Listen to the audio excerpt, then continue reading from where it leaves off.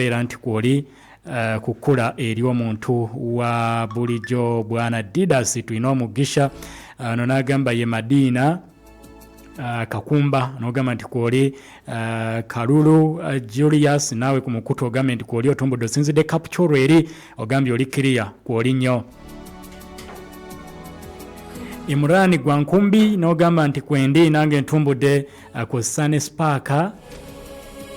Roni n'ogamba nti kwoli nawe ku mukutu ne Kigongo Fahad Kigongo Fred rather ogambye nti kwetuli okuva Emawule Kasangati muwuliriza mwebali nnyo mwebalire ddala abayise ku mukutu ogwa YouTube.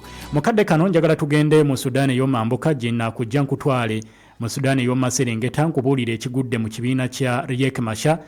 Waliwo yalondeddwa okusikira Riek Machar ng'omukulembeze w'ekibiina w'ekiseera naye kitonzeewo kati embeera enzibu ddala ku sayidi eyaabo bali mu byobufuzi oba bali mu political wing ey'ekibiina kya Dr. Riek Machar kussa n'abakwate mundu oba kiyite armed wing ey'ekibiina ekyo ekya SPLM-in opposition kussa ne SPLA-in opposition biri ebiwayi bibiri kakati balonze agenda okusikira Dr. Riek Machar bamukwata mundu bagamba lwaki musikiza omusajja waffe omuntu omulala mumulekale mu house arrest tumumanyiye mukulembeze waffe temuteekako muntu mulala yenna simanyambu atagenda kugiranga akwata ekibiina okumala ekiseera ani abagambye nti afudde nabe agudde mu kibiina kya Dr. Riek Machar e South Sudan kyanditondawo ate embeera enzibu wakati mu kibiina n'okuddamu okulwanagana mu mbeera eggwanga gye lirimu erya South Sudan mu kaseera kano.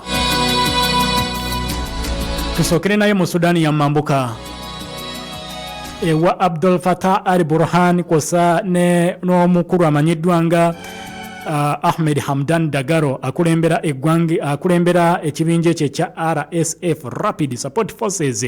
Amawulire agavaayo fujjo erikolebwa aba Rapid Support Forces okusinziira ku kiwandiiko ekifulumiziddwa kyenfunyeko wano kopi kiina emiko 30 kifulumiziddwa Amnesty International kibiina kirwanirira eddembe ly'obuntu mu nsi yonna.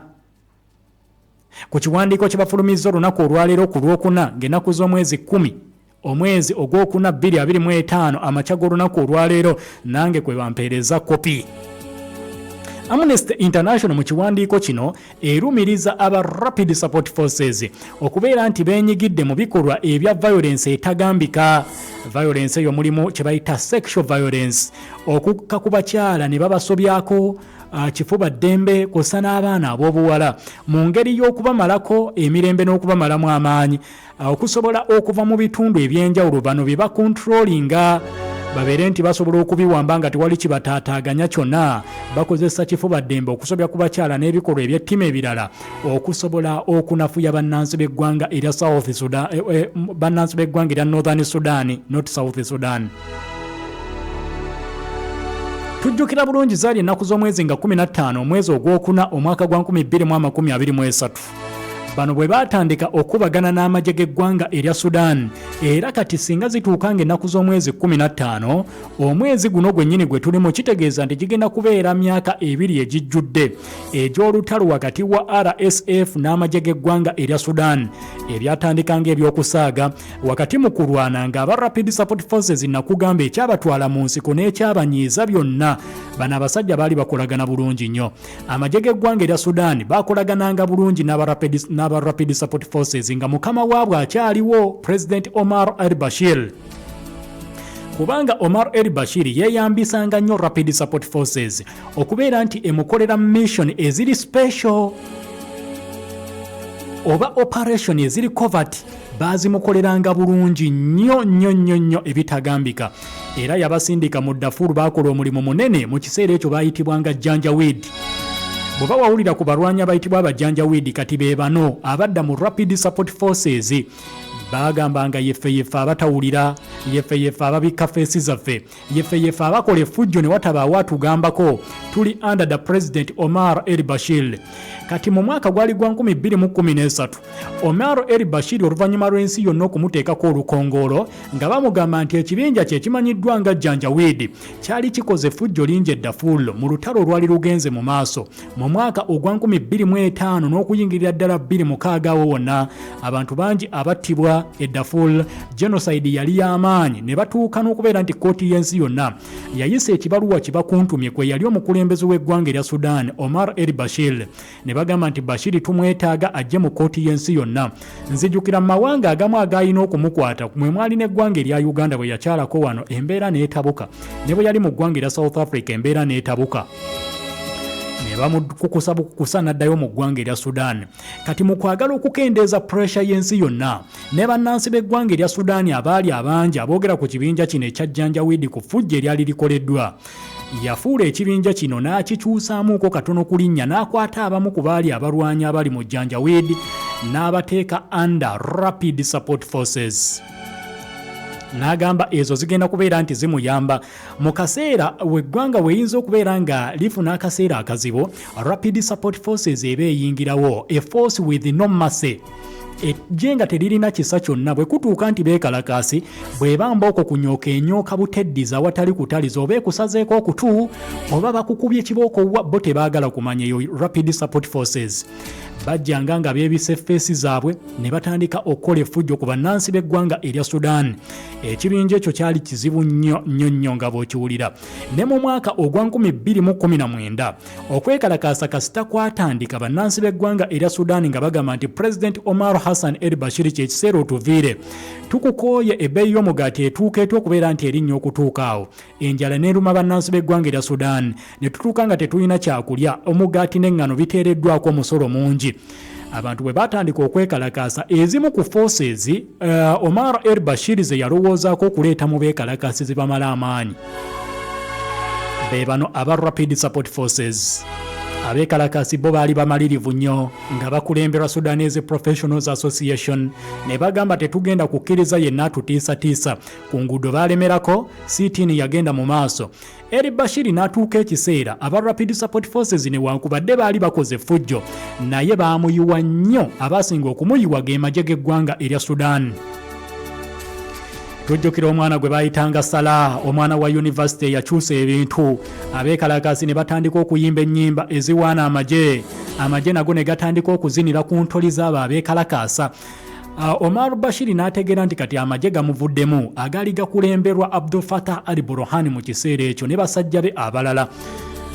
Amagye baamaliriza nga bagambye naye newankubadde twagala nnyo Omar el-Bashir akulembera eggwanga lino erya Sudan naye tekikyasoboka, kati takyali muganzi eri bannansi ba ggwanga lya Sudan, okuggyako nga twagala kutta bannansi ba Sudan tubamalewo bonna. Naye mu kaseera kano kye tulina okukola kutondawo mbeera tulabe Omar el-Bashir butya bwagenda okuva ku ggwanga lino. Era baamaliriza nga amagye ekintu bakikuttemu.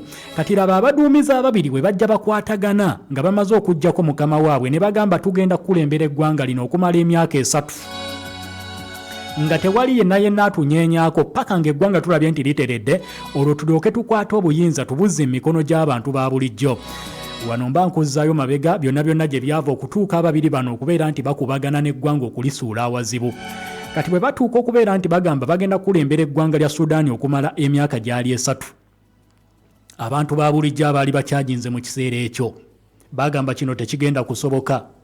Balina ekibiina kyabwe bakiyitanga Sudanese Professionals Association. Bagamba awo waakiri tuddayo mu siitiini ne tutuula ne tulemesa bano bannamagye okutukulembera. Tujjeeko Bashir abadde munnamagye, ate mutugamba mutya nti mwe bannamagye abakutta obuyinza ate mugenda tukulembera emyaka 3, tunaamanya tutya feeti y'eggwanga lino, tulaba tutya eggwanga gye ligenda? Kitegeeza kye tulwaniridde tetukifunye ng'abeekalakaasi. Abeekalakaasi ne bagamba nedda. Sudanese Professionals Association neddamu neeyisa obubaka ku social media, neddamu neekunga bannansi b'eggwanga erya Sudan ne bagamba mujje tugende mu kibuga Khartoum tutuule twekalakaase, tugende mu Omdurman twekalakaase, tugende ne mu bitundu ebirala nga Gadaref twekalakaase n'ebitundu ebirala okwetooloola Sudan. Tulage bannamagye nti ate wadde Bashir yagenze mwe tetukkaanya nammwe.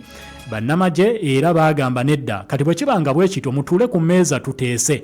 Abeekalakasi ne bagamba nedda, okutuula ku mmeeza okuteesa mumala kutulaga wiiru nti kiri eky'emyaka 3 temugenda kugitukulembera. Ebibiina ebirwanirira eddembe ly'obuntu n'ensi yonna abaavaayo ne balaga obwennyamivu ku kigenda maaso mu ggwanga erya Sudan. Abamu ku bakulembeze abaakwatibwako okwagala okutereeza ebintu nga bwe byali bitambula mu ggwanga erya Sudan ye yali ye mukulembeze w'eggwanga erya Ethiopia Prime Minister waabwe ayitibwa Abiy Ahmed. yalinnya ennyonyi n'agenda mu ggwanga lya Sudan okutuuza sayidi ey'abeekalakaasi kw'ossa ne sayidi ey'abannamagye basobole okubeera nti munnange bakkaanya, era bano baabatuuza ne babaako engeri gye bakkaanya, naye abeekalakaasi abamu baasigalayo ku streeti. Tugenda okuyingira omwezi ogw'omukaaga ogw'omwaka gwa 2019. Munnange ng'ebintu bizibu nnyo mu ggwanga lya Sudan. Embooko yanyookera ku beekalakaasi n'aggamba ettemu eryakolebwa nga Rapid Support Forces eyingiddewo. Ebagamba bwe muba muganya ekyamagye kati tumugenda kutulaba kimaafiya. Era nkakasa bannansi b'eggwanga lya Sudan mu kiseera ekyo Rapid Support Forces baagiraba kimaafiya. Abakyala baasobezebwako, embooko yanyooka, amagye gatta abantu aga Sudan. Abeekalakaasi amaanyi ne gabaggwa ku ekyo ekyali kikoleddwa. Bangi baalumiriza ab'eŋŋanda zaabwe okubeera nti battibwa ne basuulibwa mu mugga. Embeera neeyongera okubeera ey'obwennyamivu. Bwe batuula ku mmeeza okuteesa, nakugamba ku musajja gwe baayitanga Abdallah Hamdok eyali Prime Minister w'eggwanga erya Sudan ey'omambuka. Bannamagye bakkiriza nti tugenda kulemberako ebbanga lya myezi, gyali emyezi emeka, gwali mwaka gumu, then ne gavumenti y'abantu ba bulijjo nayo ekulembereko omwaka gumu. Bwe batyo abantu ba bulijjo bagamba ffe tusooka okubeera nti tukulembera, naye wakati mu kulembera twagala tukulembere kale bannamagye nga weemuli naffe nga weetuli, naye mu byonna byonna ebikolebwa Ssaabaminisita w'eggwanga ateekwa kubeera muntu wa bulijjo. Bwe kuleeta Abdallah Hamdok abeere nti akola obwa Prime Minister bw'eggwanga erya Sudan. Kakati bwe batuuka ku bwa Prime Minister awo, bwe tuyingira COVID-19, bannamagye baali batonzeewo era embeera nga nzibuzibu eri bannansi b'eggwanga erya Sudan. Okwekalakaasa kwasigala nga kugenda mu maaso ku nsonga ez'enjawulo. Abeekalakaasa abasinga nga babanja bagamba bwe twali mu kwekalakaasa amagye mwasobya ku bantu baffe. Bwe twali mu kwekalakaasa mwatta abantu baffe, twagala abo bannamagye abeenyigira mu kitta abantu kuba twabakwata ku butambi babeere nti baleetebwa mu mbuga ez'amateeka bavunaanibwe. Ne bubeerawo obusongasonga butono nnyo obwali butawaanya bannansi b'eggwanga erya Sudan ku nsonga eyo. Tugenda oyingira 2021 obutakkaanya nga butandise okweyoleka wakati wa Prime Minister n'amagye. Abdel Fattah al-Burhan, Hamdan Dagalo nga beegassebwamu ab'omukwana ababiri abaali basaavingira mukama waabwe Omar el-Bashir, ne batondawo embeera enzibu eri Ssaabaminisita w'eggwanga eryo Abdallah Hamdok eyali akiikirira abantu ba bulijjo mu gavumenti. Kaakati wadde byonna byali bikoleddwa bwe bityo,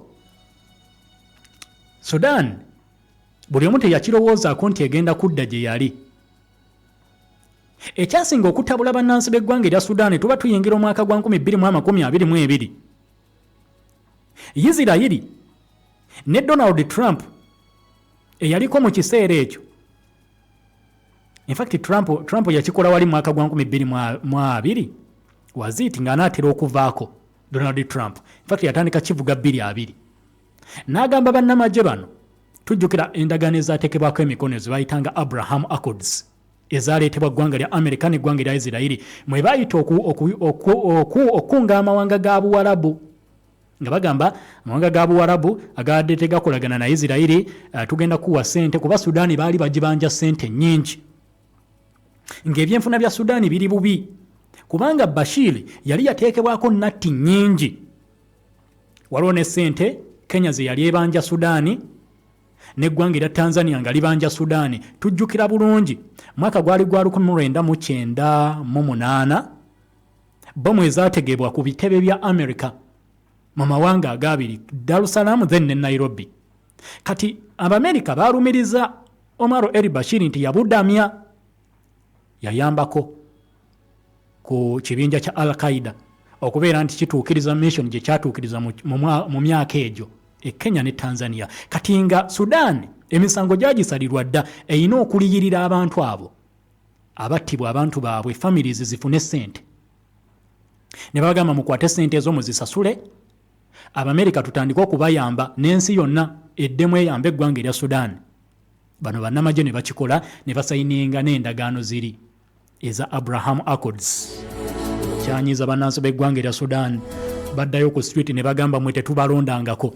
Lwaki muddamu okukolagana n'eggwanga erya Isirayiri? Ffe ebyo tetubyagala. tetubatumanga kukuddamu kutukiikirira ku nsonga ezo teri yabakubako kalulu lwaki mwetumiikiriza. Sudan awo ng'etandise okwonooneka. Kakati jjukira balinawo transition period, ekiseera ekyokuddamu Sudan etereere. Mu transition period eyo mu kuteeseganya n'okuzza obuyinza mu mikono gy'abantu ba bulijjo, Rapid Support Forces bagigamba kakati gw'obadde paramilitary, tetukutwala nga ggye lya ggwanga eryekutte awamu, obadde independent ku sayidi yo ng'olina n'akutwala Ahmed Hamdan Dagalo. Kakati twagala obeere nti ojja wano tutule ku mmeeza mu bbanga lya mwaka gumu n'ekitundu, tegeka basajja bo bonna b'obadde nabo mu kibinja kya RSF, Rapid Support Forces. Tugenda kubakwata mwenna tubagatte wansi w'amagye g'eggwanga erya Sudaani. Mwenna mubeere wansi w'amagye ga Sudaani. Tusobole okutondawo Government of National Unity ng'erimu abantu ba bulijjo, tulina eggye ly'eggwanga, tumazeewo ebibinja bimukwata mundu ebyali byatondebwawo President eyagenda. Nagamba Rapid Support Forces ekyo tekyabawoomera mu byonna bye baatuula okukkaanyaako ekyokuba integrating amagye g'eggwanga erya Sudan. Tekyabawoomera, bagamba nedda ffe tetugenda kwegatta ku magye ga Sudan. Tusaba gavumenti ya Sudan ssebo Abdul Fattah al-Burhan tuweeyo emyaka 10 nga Rapid Support Forces, tubeerewo nga tuli independent force. Imagine eggwanga balwana kulitereeza mu myaka 2, Rapid Support Forces esaba emyaka 10 yeetereeze, etereeze basajja baayo ebamatize ekyokuyingira mu magye g'eggwanga erya Sudaani. Awo weewaava emberebezi, emundu n'etandika okutokota ng'obutakkaanya buzze wakati w'abasajja ababiri, Hamdan Dagalo ng'alaba baba bamuliddeko sho. Abdul Fattah al-Burhan alabika nga yayagala okukulembera yekka, ye tayagala akwatemu mu kintu kino, agenda kubeera nti aduumira atya basajja bange bembadde nabo force yangu yagala jinzi gyako giyingize magye ga Sudaani agawamu. Ne basika omugwa, emundu n'eddamu n'etokota mu mwezi ogwokuna. Nkola katono nnyo bwe nti nfune n'adhaani ey'ekitiibwa emaze okubeera nti esembera.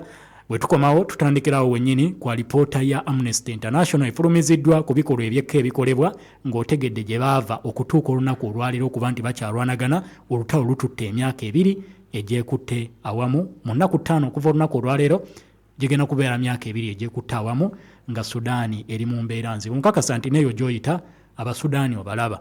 Gendako mu kampu ez'ababundabunda, Abasudaani ab'omu mambuka bangi bajjudde eyo. Lwaki?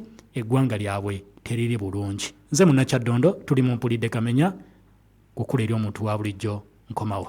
Hotel Africana ye hotel yokeyo mulembe mu ggwanga eri mu kibuga wakati. Tulina ebikosebwa byonna: banquet, meeting facilities, conference halls, wonoteeka enkiiko zo okusinziira ku bantu b'olina. Tutuze enkuŋŋaana eza kuno n'ez'ensi yonna, ebisenge omuteekibwa embaga, obubaga, bedrooms ne workshops. Tulina swimming pools, gardens, sauna, aerobics, steam bath ne massage para. Business center yaffe erimu buli kimu ne forex bureau weeri. Hotel Africana tusangibwa ku plot 2 kunya Peo Avenue kusimu notinya emunya 7775 noti mwenna tubaniriza. Hotel Africana ye hotel y'abana Uganda.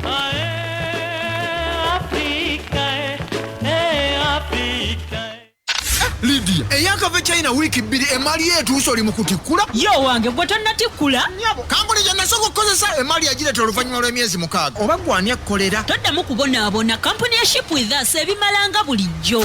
Ship with Us bazza kutwanguyiza mu by'obusuubuzi. Batambuza byamaguzi okuva China okutuuka e Mombasa mu nnaku 17 zokka, ate okubijja e Mombasa okutuuka e Kampala mu nnaku 3. Oyagala kuleeta container namba oba oyagala kugatta ne banno kye bayita groupage, byonna babikola. Osobola okuweereza ne ssente eri ba suppliers e China ng'oyita mu ba Ship with Us, nga kino bakikolera ku bwereere. Bakuyambako n'okufunira ba supplier abatuufu okuva e China wamu n'okulambuza obutale mu China, ate nga bakola ne clearing and forwarding. Basangibwa ku Master Plaza level 2 room number S13 ku Bombo Road okulina na Equatorial Hotel. Okumanya ebisingawo okubira Yusufu ku noti 7 noti emu 46 16 9 oba ku address ye China ku +861 3 6 82 5 75. Musawo wange oli otya leero? Ndi bulungi. Twetegekera nnaku nsobola okubaako n'abantu b'ennyamba okubawa ku mmere. Lowooza ku bulamu bw'abantu. Tulowooza oggula obulunga bwa kasooli n'eŋŋano okusobola okukola obuugi ne capati. Era amagezi genkuwa kwe kukozesa akawunga n'eŋŋano ebya Supreme ebikolebwa aba Mandela Millers. Supreme Flour agira mu buwunga obwa kasooli n'eŋŋano alimu ebirungo ebizimba omubiri ateereddwamu ebirungo ne vitamins 9. Eŋŋano ya Supreme egonda era ng'ekozesa ne butto mutono. Musange mu supermarkets ne mu maduuka gonna okwetooloola eggwanga. Supreme Flour akolebwa aba Mandela Millers e Busega ku roundabout Masaka Road. Oyagala okugenda ku hijja oba umura? Gula otupe hijja savings account wano ku Tropical Bank. Leero ku 5 zokka oba $5 zokka. Trope hijja savings account togiwaako ssente buli mwezi. Osobola okukola hijja ne umura ku kasente akasaamusaamu. Savinga naffe olwo tukongereko ku ssente zo eza hijja ne umura. Ssente zino teziriiko wadde magoba. Tulina ba managers abakuyambako okulaba nti buli kimu kitambula bulungi. Kuba ku noti 8 noti biri noti 5 noti. Tropical Bank here for you. Tropical Bank erungamizwa banka ya Uganda enkulu ne ssente z'abakasitoma zikuumibwa kitongole kya Deposit Protection Fund okutuuka ku bukadde 10. Enkola n'obukwakkulizo bigobererwa.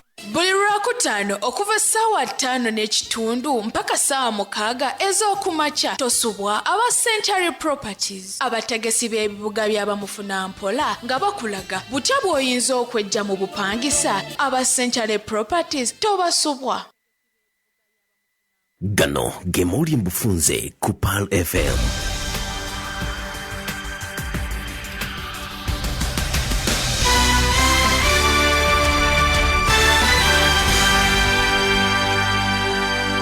Assalamu alaikum wa rahmatullahi wa barakatuh. Amawuli mbufunze ngoga kusomera nze Kulthum Shetra.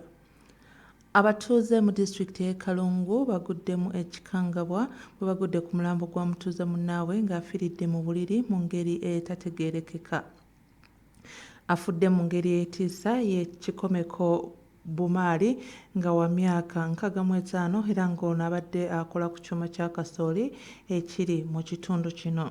Ate minisitule ey'ebyenjigiriza n'ekitongole ky'ebibalo mu ggwanga ekya UBOS batandise okuwandiisa abayizi bonna abali mu masomero ag'enjawulo mu ggwanga. Minisita omubeezi avunaanyizibwa ku byenjigiriza ebisookerwako mu ggwanga Joyce Moricho Kadichu asinzidde ku Media Center wano mu Kampala n'ategeeza nti kaweefube ono atandikidde mu disitulikiti 3 ezikola Greater Kampala okuli Kampala, Wakiso ne Mukono era nga baagala omwezi ogwa Juni we gunaggweerako nga bamaliriza okuwandiisa abayizi bonna mu ggwanga. Obuwumbi obuwera ddala 27 gavumenti bwewaddeyo okukola ku nteekateeka eno era nga bakuva